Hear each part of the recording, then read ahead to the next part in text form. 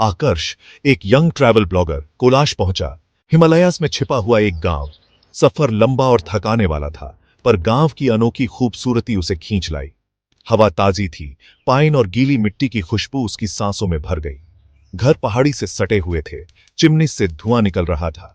आकर्ष को शांति महसूस हुई, पर हवा में एक अनकहा सा रहस्य भी था। गांव वाले भले थे, पर थोड़े चौकन्ने। उनकी चुप्पी रहस्य को और गहरा कर रही थी। उसने इकलौते गेस्ट हाउस में एक रूम बुक किया, जहां एक बूढ़े आदमी ने प्यारी आंखों से उसका स्वागत किया। उस स्वागत में भी आकर्ष को एक सावधानी महसूस हुई। उसने सामान खोला, एक्सप्लोर करने के लिए बेचैन। कैलाश के पास उसके लिए एक कहानी थी, जितनी उसने सोची थी उससे कहीं ज्यादा पेचीदा। पहाड़ पुराने रक्षकों की तरह खड़े थे, गांव की निगरानी करते हुए। आकर्ष को इस दूर दराज के गांव की तरफ एक अजीब सा खिंचाव महसूस हुआ।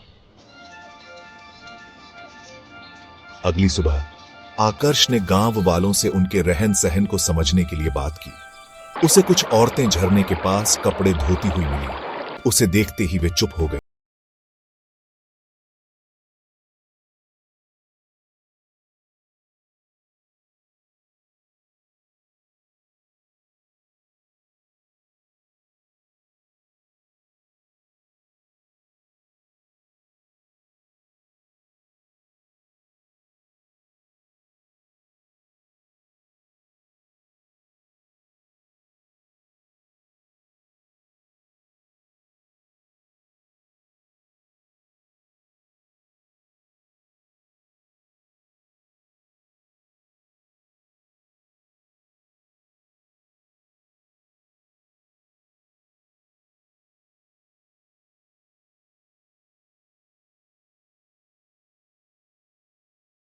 मन में एक नई कहानी बन रही थी।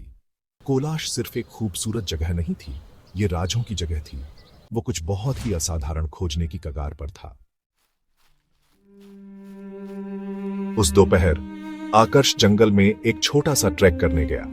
जंगल घना था, पेड़ों के बीच से सूरज की रोशनी छनकर आ रही थी। वो 1 घंटे तक चला, शांत महसूस कर रहा था। वो फोटोग्राफ्स लेने के लिए रुका। अचानक उसने एक औरत की आवाज सुनी, जो उसका नाम पुकार रही थी। आकर्ष, आवाज फुसफुसाई।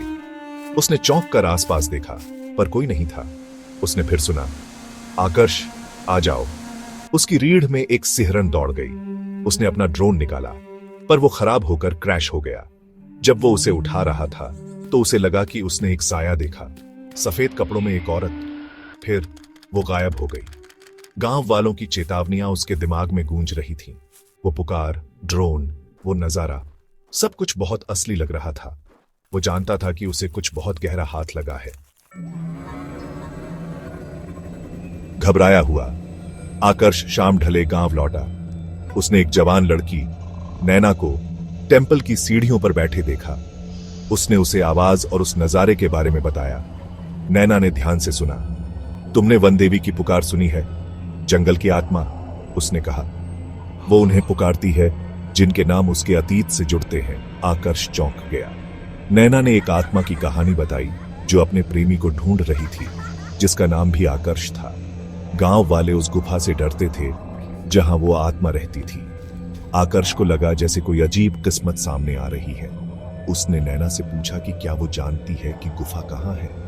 उसने हां में सिर हिलाया। उसकी दादी ने उसे इसके बारे में चेताया था। आकर्ष ने गुफा देखने का पक्का इरादा कर लिया। क्या तुम मुझे वहां ले चलोगी नैना? उसने पूछा। एक गहरी सांस लेकर वो मान गई। चांदनी रात में आकर्ष और नैना जंगल में निकल पड़े। रास्ता खतरनाक था, परछाइयां भूतों की तरह नाच रही थी।